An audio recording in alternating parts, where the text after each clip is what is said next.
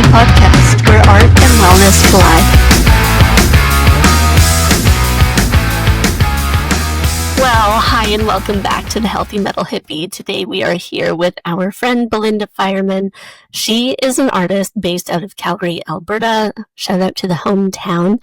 And we met, I believe, in 2012. It was definitely 2012 because it was months before I split up with my first husband, which was in 2013. And the first time I met you, I can't remember, it was at some event, and I bought a piece of art from you, and it was like, it's a flower kind of, and it says, "I love you" on it. And it was so bright and so vibrant, and it spoke to my soul, and I needed it. And so it came home with me. And I still have it hanging in the house today. And Belinda, over the years, you have become one of my most favorite artists of all time. And so thank you for being here today. Thank you. I'm really, really excited about this, actually, because I think that you do just so many cool pieces and so many cool initiatives. And I always find that with you, all of your art comes from a very healing place. Do you want to tell us a little bit how you got started? I was actually just thinking about this the other day because I was trying to remember, as a kid, was that my pastime? Was art my pastime? And I honestly can't remember. I don't remember much about my childhood, so who knows about that part. But the part that I do remember is high school and art becoming a really big thing for me, especially around 88 to 90. And I was going to this highfalutin art camp and I got a scholarship and everything. I had my own art show there. So it kind of hit like a peak right around 17 years old. And then that all just kind of collapsed. It's like I just tossed it out the window and went, nope, now I'm going into chemistry, and did a little bit here and there, especially like healing type art during those in-between years. So like between 1991 and, I don't know, 2010, there was not a lot of art was being done. And then around 2010, my back went out and I couldn't walk for a couple of days. And I was trying to figure out how to, just how to keep my brain off the pain that I was going through. And I started doing some art in my sketchbook again. Not that I'd done a whole bunch before, but I really started to do a lot at that point. And then I took it out of the sketchbook and started creating little pieces. And I kept it really small and really manageable. Not that I was thinking try to keep it manageable, but it was more, I just didn't know what I was doing. So I just like, I'm going to make little magnets for knitters, like very, very niche kind of stuff. And then take them to the yarn shops and like sell them there. And then I started making art on greeting cards and selling that to like the parents at school. And so it's just like these tiny, tiny little steps. And then that, each little step kind of grew and grew and grew until I'm looking back now and I'm like, okay, I've been in like 4 magazines, all of which, by the way, because of my initiative. Like, it's not like someone came to me and said, oh, hey, be in my magazine. I do my art in a book. That one was because someone sought me out. And, just a bunch of things like that. I got interviewed by Calgary Herald at some point because they wanted to talk about my fashion and my art. There's just been a whole bunch of things that have happened where I look back and I'm like, oh, that's pretty cool. But, but like, honestly, the overarching theme to all of this, the whole story of my life and my art in particular is like, it's never enough. It's never enough. It's never good enough. So that has driven my work in all the ways, but it's also inhibited my work in many ways.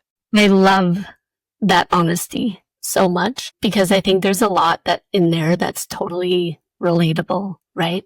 I think a lot of people could apply it to many circumstances in their life, where we can be really self-sabotaging. And, I look at my life and I'm like, holy shit, I've actually done some pretty incredible things. And, there's been a lot of really amazing stuff around me, but I'm also like, but how many times have I shot myself in the foot? And like, what if I didn't shoot myself in the foot?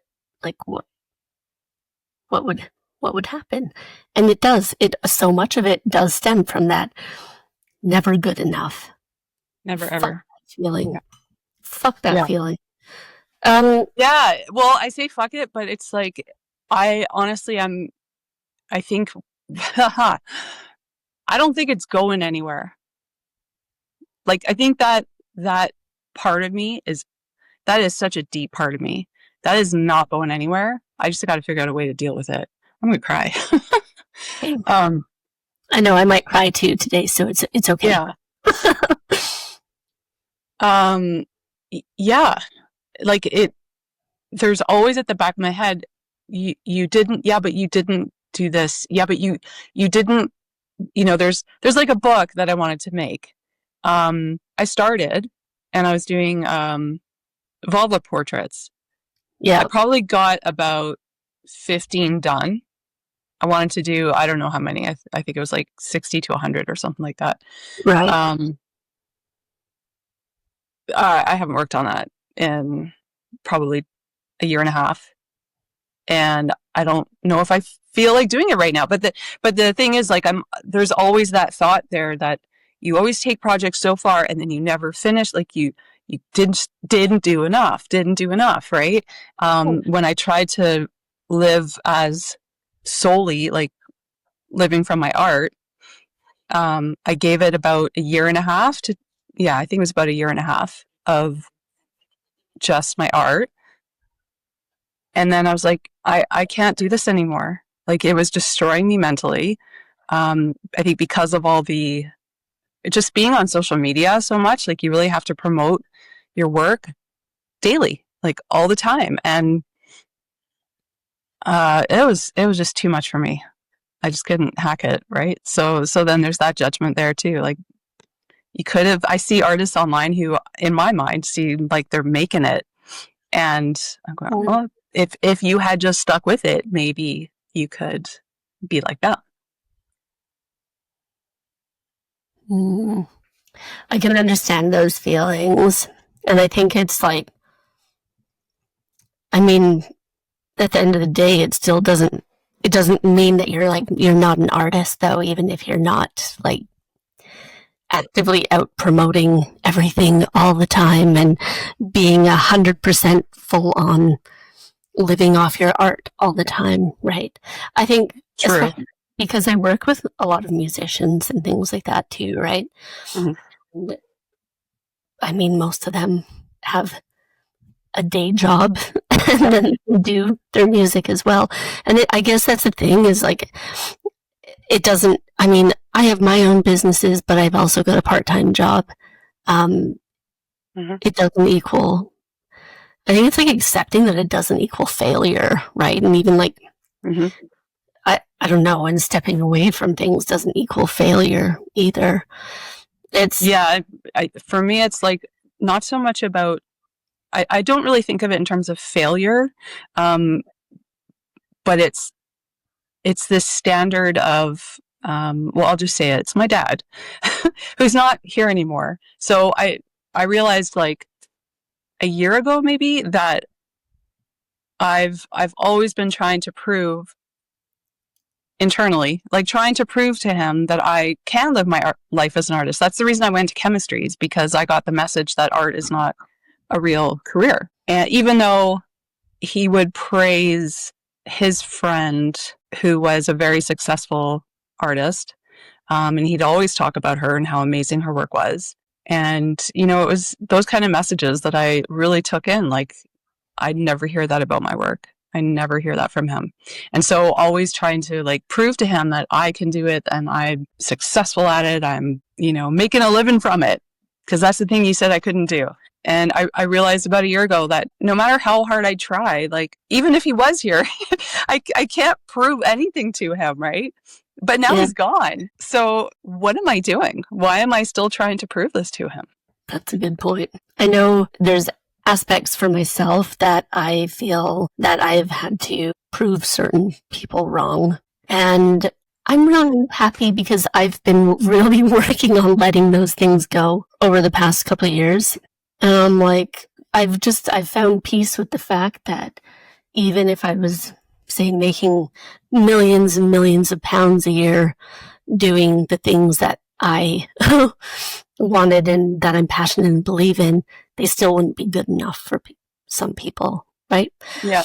And I've made peace with that. Some people will never be happy. And you fucking God, you want to prove it. Like, yes, I can. Yes, I am good enough, actually. But nothing will ever make them happy. So if you, I don't know, it's all about just finding what balance, what peace works for you, right? Mm-hmm. It's hard to accept that, and it's almost like, so you have to sever that connection in a lot of ways. And it feels almost like you're cutting off your arm. Sometimes I think it's worth it. Just don't do the writing arm. Then you're fucked. But it's shocking, how these things can sit with you from such a young age and then follow you for like your whole life, and you're just like, damn it. And it does, I think you mourn it in a way as well, where you go like, damn, think about all the things I could have done or whatever without this kind of crippling shit. I think about that sometimes, at least. Like, well, you made me think of something else, which I don't know that I mourn the things that could have been, because they still can be. Yes. Right? Like that project's still sitting there. It's not going anywhere. I want to see it finished, by the way. Oh, okay. No pressure, though. I mean, I want to see it finished, too. I just don't feel like drawing vulvas right now. I have other things that, it's like these things that come up where I'm like, oh, this is so super important to me, like women's rights and all this kind of stuff. And now and then it shifted to trans rights. Not that it shifted, it's just like in terms of, which is higher in my brain right now. And I had this idea for a portrait project and lots of ideas, it's a lot of drawing. So I know I have lots of unfinished projects too. Actually, my thing is right now, because I've had quite a few life changes over the past couple months, and I'm finally, I feel like I'm just like getting myself back on track of all of the projects that I started and all the things I want to do, reprioritizing things and then like moving forward. But I've got actually, won't show it well, but I've got a big list, and I'm slowly crossing things off, and it's making me really happy. But yeah, I mean, some of that stuff has been left undone for a really long time. And there's projects that I've been, that I probably thought of 5 years ago that I'm starting to circle back to now. Yeah. And I think if you're not feeling the vulva portraits right now, I think that's fine. You will again, I'm sure. Yeah, maybe. And if you don't, whatever. You've got 15 done, and they sound awesome anyway. I think when I look at your art, to me it feels like it envelopes you in like a big hug. And that's how it feels. Because, I mean, everybody knows your hearts, your signature hearts, and all this stuff. They feel like they're so full of life, and they are so full of love. And it's interesting to me to hear you say like that you just haven't felt like you're enough, because I'm like, oh my God, you're like brimming over like the fucking coolest person I know. And you are so, I mean, when I look at your art, I wouldn't make that connection with that you would ever even feel that way. And so it's interesting to me in a way. Yeah, I think my art is, I mean, I haven't really thought about the paintings specifically, but, like I make permission slips, which is also my art, but it's very structured. It's a little more design, I'd say, than like art. So yeah, it's just these cards that are the same size and shape as credit cards. And they say, I have permission to be too much, live a life worth living, be sexy, whatever. I think I have like 9 different ones. And all of those have been made for me, because I constantly just need that reassurance. Am I enough? Am I enough? Am I enough? And so I guess my art is like me parenting me. I think that can actually be very standard, right? I send out a weekly newsletter, And I'm like, yes, I type all these things, but I'm like, actually, these are little love notes to myself in many ways. Yeah. Yeah. And so, I mean, different because for me, I'm definitely writing whatever I do, writing mostly. And, but that's the thing. It's my little reassurances and my little affirmations and my little, look, you had a little moment that you understand yourself a little better now. And Right.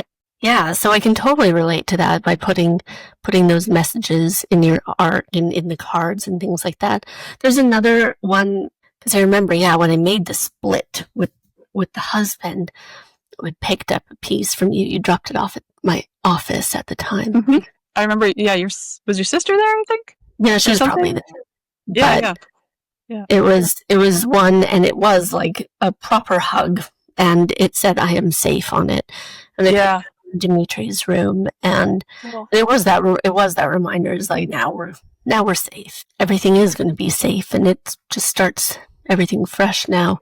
And so I think when your art gives you that kind of healing and reassurance for yourself, it gives that exact same feeling to them. There's so much safety in it. For me, there's so much wonder in it, and just like there's just so much life. And sometimes when you feel, not to be all depressing and shit, but like sometimes when you feel like you're dying inside, yeah, and look at Belinda's art, feel better.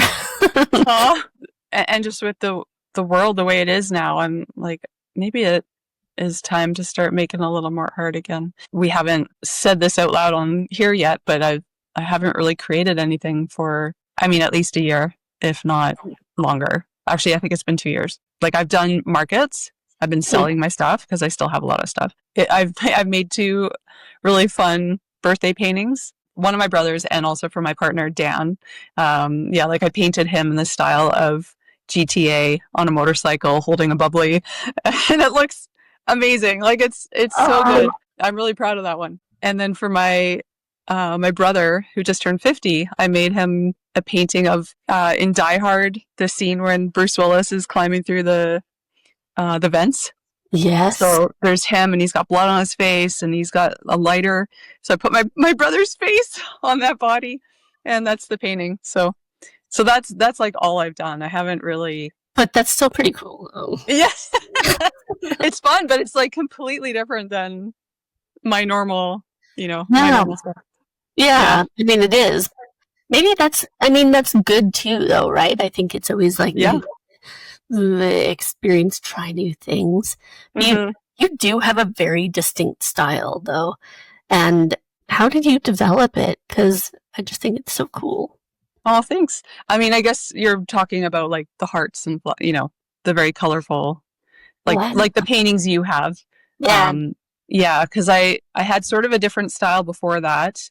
I talked about my teenage years, and that was more like hyper realism type stuff. Sorry, as a little aside, I gave Dan some VHS tapes to convert to digital files, and he was looking at one, and there's a news clip from A Channel, like Calgary A Channel, yeah, and it was from the center gallery. So this was like one of the few times I actually made art, and I had my art in the center gallery, which is no more. And they were doing an interview with the lady from the gallery, and she had 2 of my pieces there. And they were both self-portraits, which I have on my wall now, done in like 1990. So I was, 18.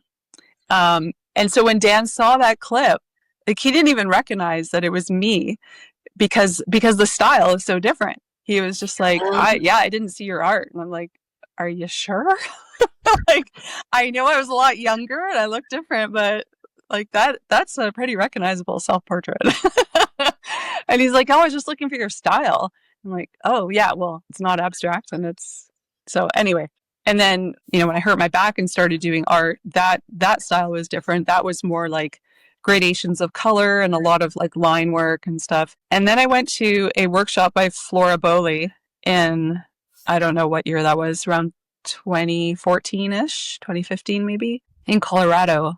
And that just completely changed my world. And it really was just a couple things. The fact that she used golden fluid acrylics, I didn't even know what that was, but it's just a change in the texture of the paint. So I was using heavy body acrylics before, Yeah. and she uses the fluids. So it's a much lighter consistency, a lot more flow, a lot more transparency. You can drip it. And she also used sponges a lot of the time instead of brushes.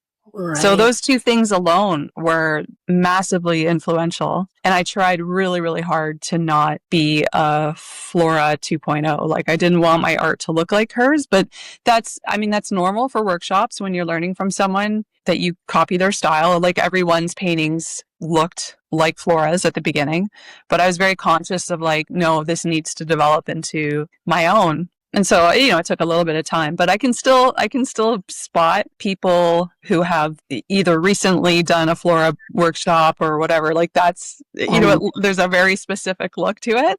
Yeah. And there's only a couple of other artists I know that have a similar look, like Tracy Vertigo, I think her name is. I can't remember her last name. Yeah. She's in Australia. So yeah.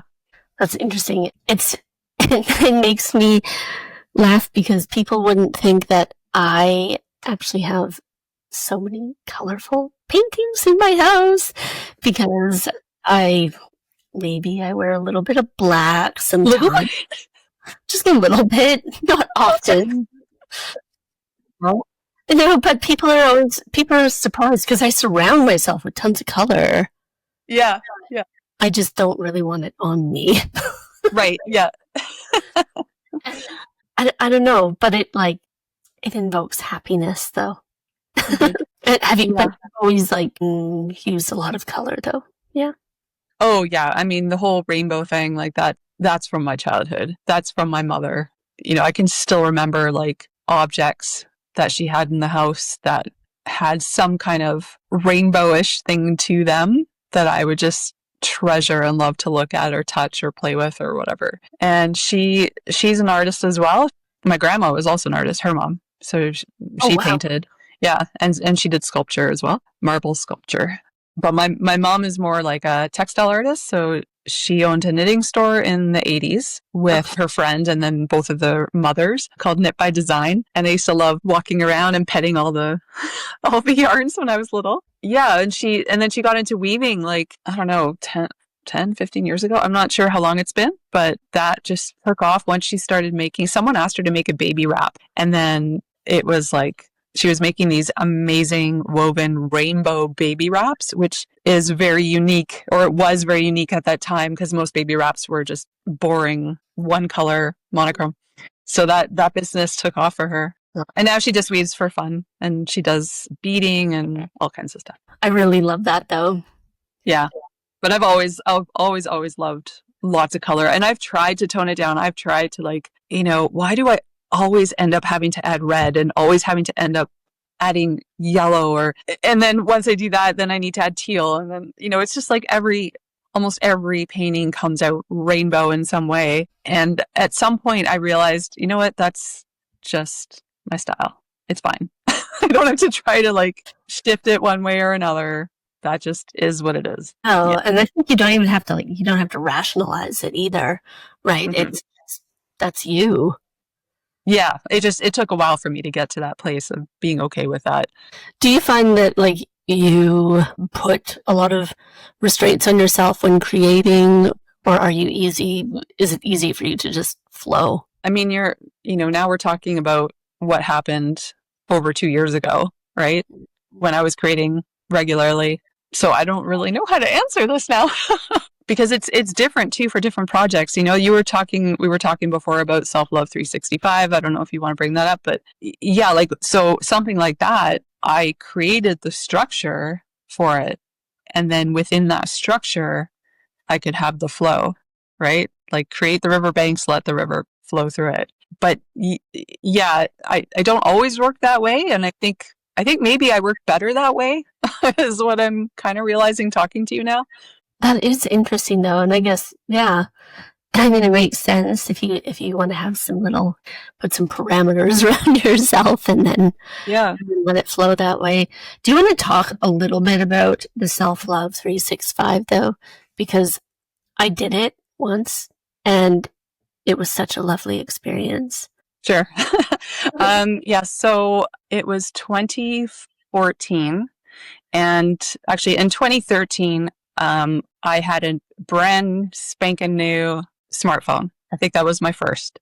And I loved what my friend was doing. She was doing a self-portrait a day, just photos. And she was posting them on probably Flickr back then or something. And so I decided to do that. I just thought it was really cool. I liked her take on composition and lighting. And, there's something about having a repetition like that, that structure again, knowing you're doing something every day for a year is really cool in my mind and really feeds that sort of analytical, part of me. I can't remember if it's right or left brain. I always forget which is which. But anyway, yeah, so I did a self-portrait a day for a year. And then at the end of that, I was like, oh, okay, I've got some real momentum going on. And the intention for that was to have some appreciation for my own physical self because I didn't like how I looked. I was hoping by the end of it, I could find some beauty in myself. It didn't quite work that way, but at the end of the year, I was like, okay, I've got this momentum. I'm going to keep going. I'm going to start a new project. And let's see if can I like myself, love myself, maybe that might be pushing it, but love myself by the end of the year, 2014. So I drew a grid on a huge piece of paper, January, February, March, like all the months, 1-inch squares going across. And day one, January 1st, sat down and just used pencil crayons and black pen and just did whatever. I think that first day was commitment. That was the square. I wrote it. I drew a little bit. And, so 2014 ended up being such a dramatic year for me. I met the person that I was going to fall in love with, who was much younger than me. He was about half my age at the time.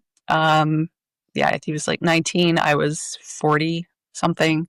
And yeah, my marriage split up and all that is documented on that self-love 365 journey. One thing I'll say about the creative aspect of this, I loved having this like daily thing where I only have to spend like 5 minutes on it a day to create the square because it's so freaking small. And I don't even have to like the square that I did on that day because it can look like shit. It's fine. Because once it was all done, it just created this quilt, this like tapestry of creativity. And it was just so cool to see what I created, look back on it and be like, wow, that's pretty cool. And I felt like I was creating every day. I was creating every day. So I felt like a creator. Yeah.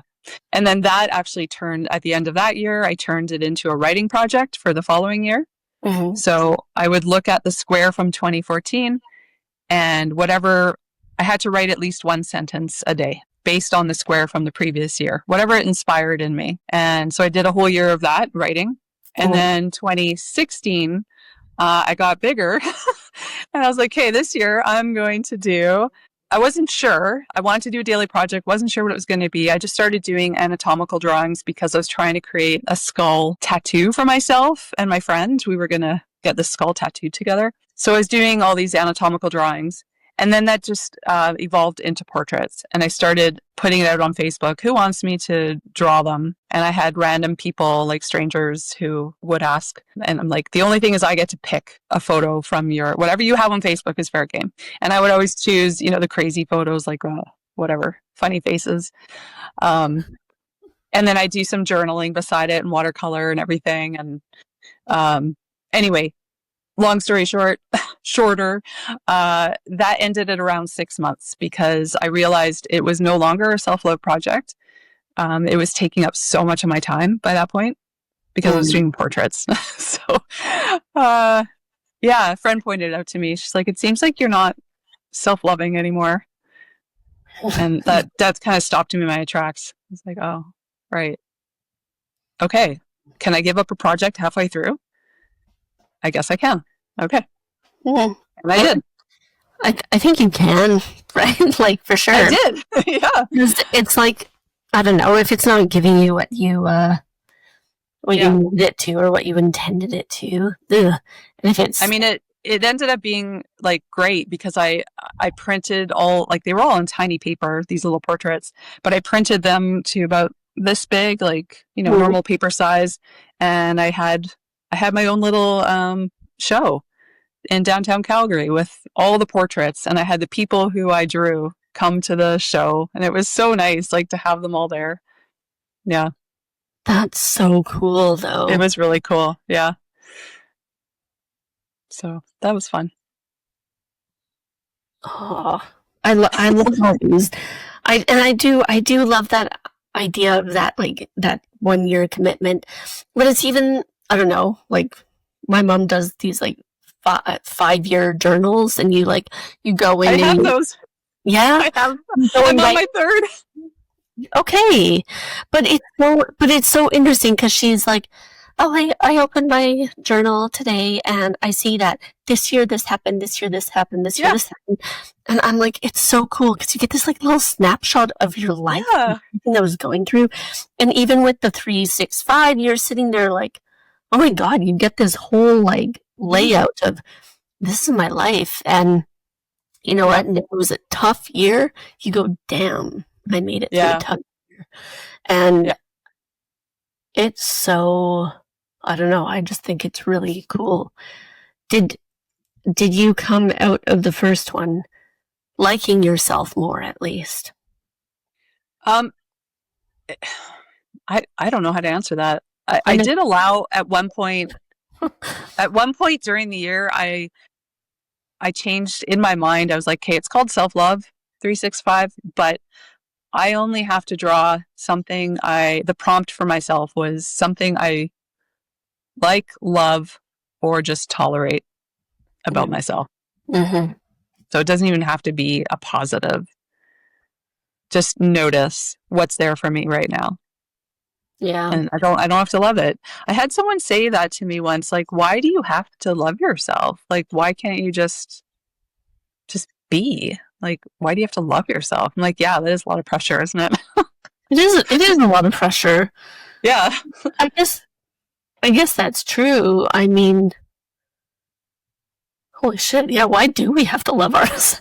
I guess we don't. I think, like, sorry, go ahead.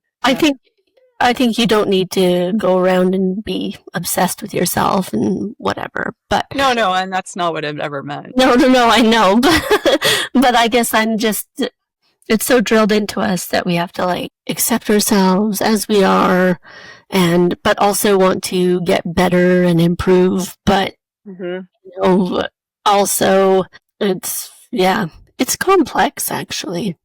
It is, and that constant desire to want to be better, that was another big realization I had at some point where I was like, oh yeah, all this self-help and, like, always trying to do better, it's like this never-ending cycle, because as long as I think I could be better or look at ways to improve whatever it is in my life, like, the flip side of that is it's just not enough, right? Like, there's not an end point. There is no end. You'll never be happy in many ways, right? If I'm stuck in that, yeah. So, but even that whole idea of what you were just saying, like, why do we have to lower ourselves? Well, why do we even have to, even just the accept, just be, like, all these things to just do,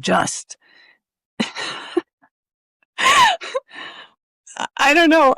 It's a lot, man. I'm always like, I don't know. I think, you know what? I think, sure, if you're constantly hurting yourself, and I mean, yeah, we've talked a little bit already about self-sabotage and that kind of stuff, but I mean, yeah, there's days, you know what, to be honest, I like myself a lot more than I used to, and I think a lot of it is I accept myself more than I used to, and I also realize that I am a lot more awesome than I was led to believe. And so in that part, I'm like, yes, okay, this is cool. And you know what?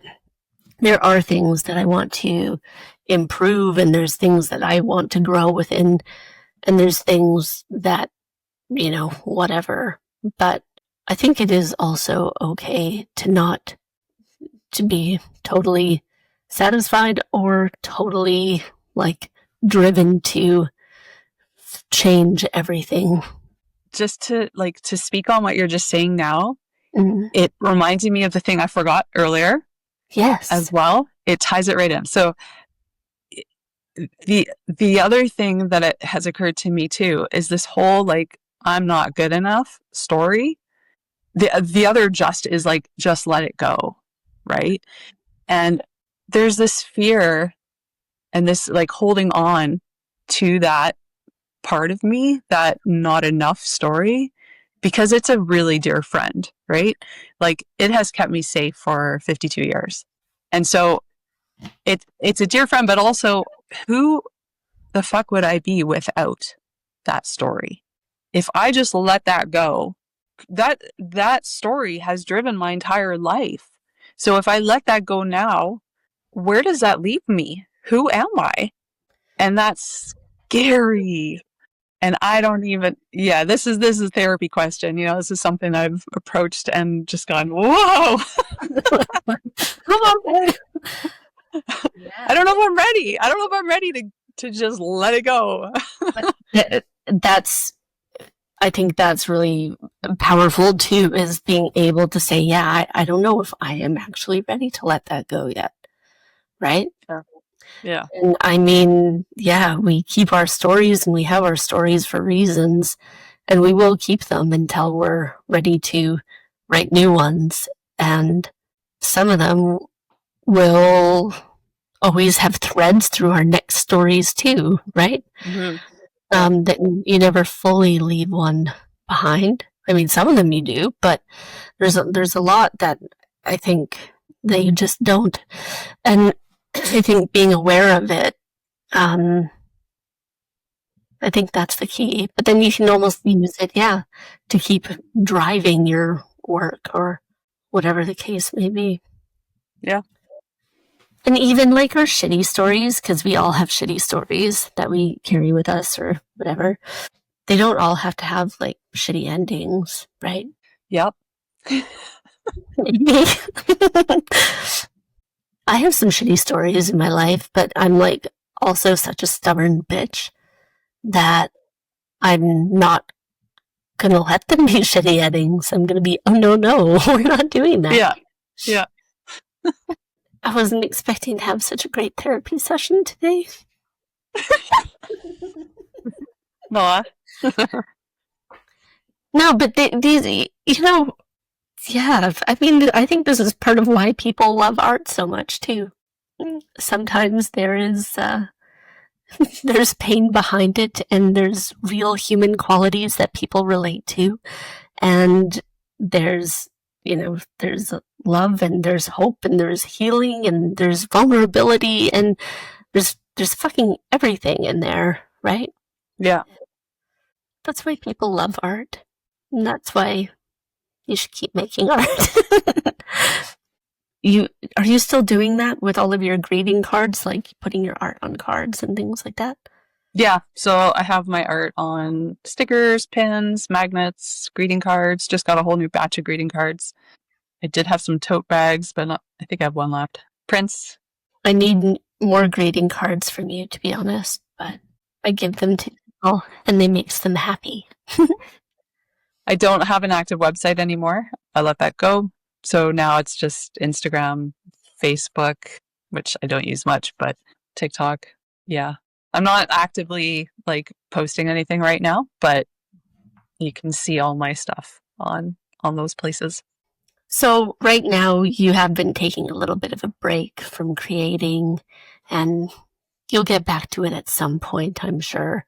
And when the timing is right for you. I think there's a lot of strength in like recognizing when you need to take a break, and just letting yourself flow with that. There's a lot of good, very valid reasons to take breaks, and one of them being I just wanna. And it's like, I don't know. I just think it's really, taking a break is underrated, I think. Yeah, but my breaks don't happen that way. They aren't like me going, "Oh, yes, it's time for a break." Mm. It's more like I go, "Oh, damn, I haven't made art for 2 years. I guess I needed a break." Yeah, because this last one started with the pullback on social media. So it was a targeted break from social media, but because I wasn't promoting, I guess my brain equated that to stop creating. But it wasn't purposeful, like, oh, I'm going to stop creating art too. Interesting. It just happened. Yeah. Do you find that, like, when you are creating, then it's better for, like, your mental health and things like that too? Yeah. Because if I'm creating, then I'm not doing other things, the other behaviors that are not as healthy for me, like doom scrolling, putting sugary things in my face hole. Like, I have habits that aren't, the most productive or helpful for my mental health.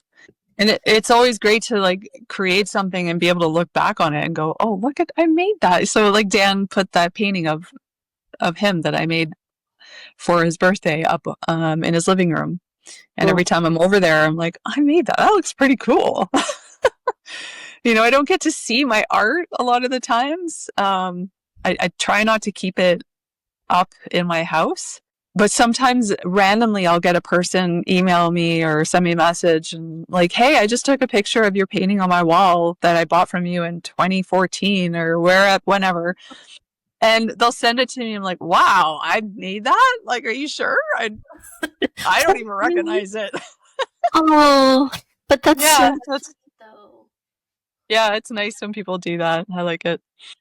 And yeah, I mean, like I say, when people come to my place, I get compliments all the time. Oh, that's sweet. I do hope that you'll be back creating more, and then I'll need to take a trip to Canada and be like, fill your suitcase. Bring my suitcase. Yeah. Because honestly, I always find it inspiring, and yeah, and it's beautiful. And like I say, it makes me feel alive. And obviously, I need color around me with all my black soul or whatever it is. Well, so Belinda, if people want to connect with you, where is the best place to find you? Instagram, Belinda Fireman on Instagram, TikTok. On TikTok, Belinda Fireman or Belinda Fireman Art. And Facebook, Fireman Bell is the tag on there. Facebook.com//Fireman Bell. I never changed it to be my real name. I don't know why. Yeah. And people, if they want to order like any of your business cards or prints or anything like that, not business cards, greeting cards, yeah. Cards. Oh, yes. Just shoot me a message. Like, I do have an Etsy shop, but I think I might have put it on sort of a permanent vacation for now because it's just pouring money into something that's not feeding me right now. So, but I can always open it up if somebody wants to like look at that.